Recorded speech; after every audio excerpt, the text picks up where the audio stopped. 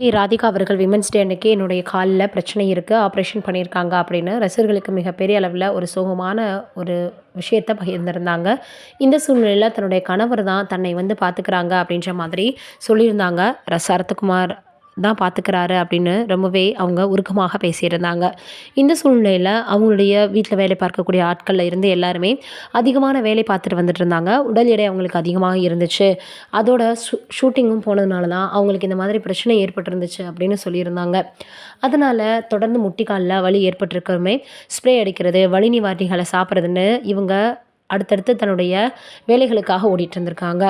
இதையும் தாண்டி அந்த வலியோட வந்து வீட்லயும் வேலை பார்த்துருக்குறாங்க. அதனாலேயே அவங்களுக்கு ரொம்ப முழங்கால்ல வலி அதிகமாயிடுச்சாம்.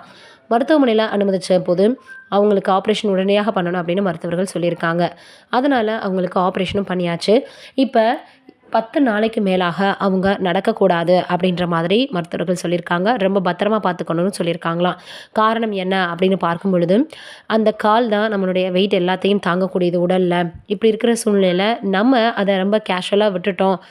அத வந்து கவனிக்காம விட்டுட்டோம்னா பிரச்சனை பெருசாயிடும்னு சொல்லிட்டு எச்சரிக்கை குடுத்துருக்காங்களாம் மருத்துவர்கள். வெயிட்டானது எதையும் தூக்கக்கூடாது. அதேபோல ரொம்ப தூரம் நடக்கவும் கூடாது. ஸ்ட்ரெயின் பண்ணிக்க கூடாதுன்னு சொல்லியிருக்காங்களாம்.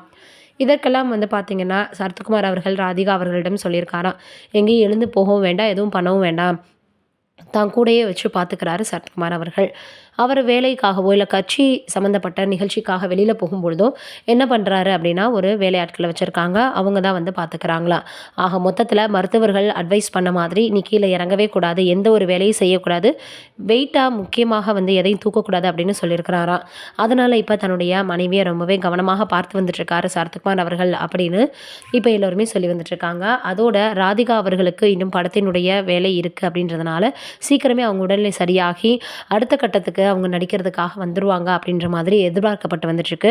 ராதிகா அவர்கள் சீக்கிரமே உடல்நிலை சரியாகி அடுத்து அவங்க படங்கள் நடிக்க வரணும் அப்படின்னு ரசிகர்கள் எல்லாரும் அவங்களுக்கு ஆறுதலை தெரிவிச்சு வந்துட்டுருக்காங்க. நம்மளுடைய சார்பாகவும் அவங்களுக்கு ஆறுதலை தெரிவிச்சுக்கலாம். நீங்க என்ன நினைக்கிறீங்க அப்படின்றத மறக்காம கீழ இருக்கக்கூடிய கமெண்ட் பாக்ஸ்ல சொல்லுங்க. நன்றி, வணக்கம்.